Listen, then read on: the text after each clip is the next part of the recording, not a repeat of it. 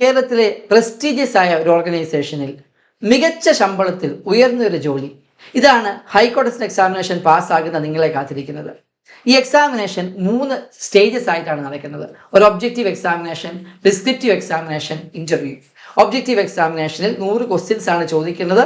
ഒരു question 1 mark വെച്ച് maximum 100 മാർക്കിൽ നിന്നാണ് ക്വസ്റ്റ്യൻ പേപ്പർ വരുന്നത്. ഡിസ്ക്രിപ്റ്റീവ് എക്സാമിനേഷൻ 60 മിനിറ്റ് ദൈർഘ്യമുള്ള 60 മാർക്കിന്റെ ഒരു എക്സാം പേപ്പർ ആയിരിക്കും.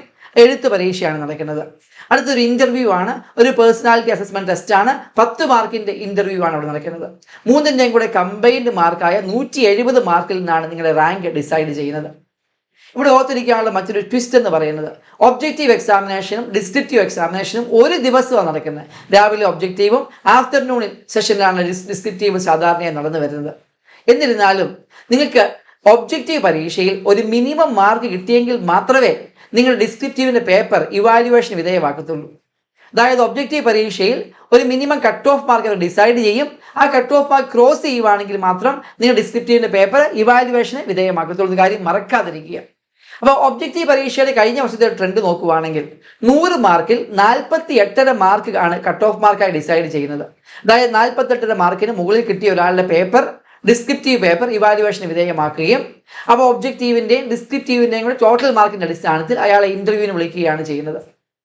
ഇനി ഒബ്ജക്റ്റീവിലെ കഴിഞ്ഞ വർഷത്തെ ഹയസ്റ്റ് മാർക്ക് നമുക്ക് നോക്കിയാലോ, 100 മാർക്കിൽ 68 മാർക്കാണ് മാക്സിമം മാർക്ക് ഒബ്ജക്റ്റീവ് വന്നിരിക്കുന്നത്. ഇപ്പൊ 100 മാർക്കിൽ 48 മിനിമം കട്ട് ഓഫ് വെച്ചു, 68 ഉയർന്ന മാർക്ക് വന്നെങ്കിൽ തീർച്ചയായിട്ടും ഈ ഒബ്ജക്റ്റീവ് എക്സാമിനേഷനിൽ ഓരോ മാർക്കും ഈ ജോലി കിട്ടാനുള്ള എൻട്രൻസിന്റെ ഇമ്പോർട്ടന്റ് സ്റ്റേജസ് തന്നെയാണ്.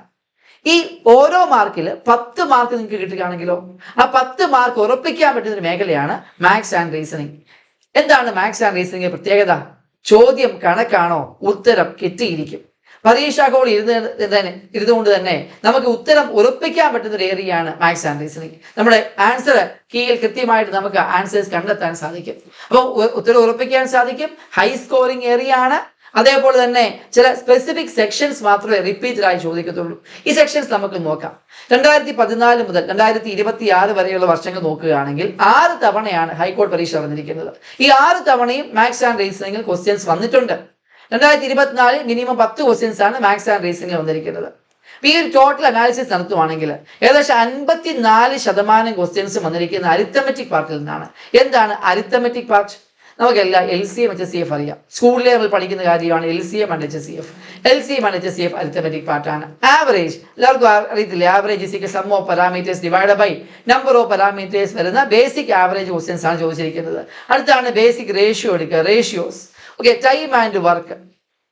ഇടയ്ക്ക് ടൈം ആൻഡ് വർക്കിന്റെ സെയിം പാറ്റേണിൽ വരുന്ന പൈപ്സിൽ നിന്ന് ചോദ്യം വന്നിട്ടുണ്ട്. ഈ ഇത്ര ഏരിയയാണ് സാധാരണയായി ഹൈക്കോർട്ടിൽ അരിത്തമെറ്റിക്കിൽ നിന്ന് റിപ്പീറ്റഡ് ആയിട്ട് വരുന്നത്. അപ്പൊ ചോദിച്ചിരിക്കുന്ന ചോദ്യത്തിൽ 54% പാർട്ടും അരിത്തമെറ്റിക്കിൽ നിന്നാണ്. അരിത്തമെറ്റിക്കിൽ ഉറപ്പിക്കാൻ പറ്റുന്ന ടോപ്പിക്കുകളാണ് LCM HCF, average, ratio, time and work, pipes. Rare ആയിട്ട് ടൈം ആൻഡ് ഡിസ്റ്റൻസും ചോദിച്ചിട്ടുണ്ട്.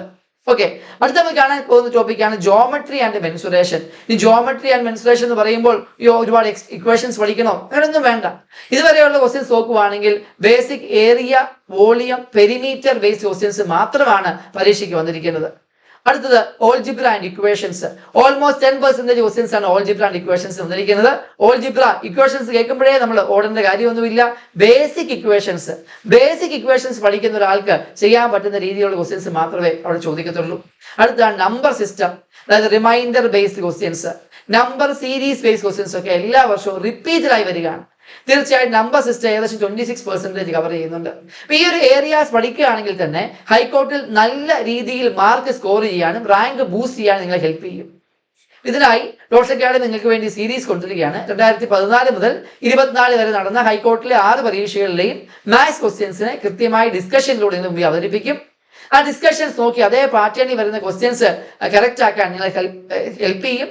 നിങ്ങൾക്ക് ആ ഒരു പാറ്റേൺ മനസ്സിലാക്കി കഴിഞ്ഞാൽ ഏത് ഏരിയയാണ് റിപ്പീറ്റഡായി വരുന്നത്, ഏത് ഏരിയയിൽ നമ്മൾ കൂടുതൽ ഫോക്കസ് ചെയ്യുന്നത് മനസ്സിലാകും. എന്തായാലും ആ സീരീസ് ഉടൻ തന്നെ ആരംഭിക്കുകയാണ്.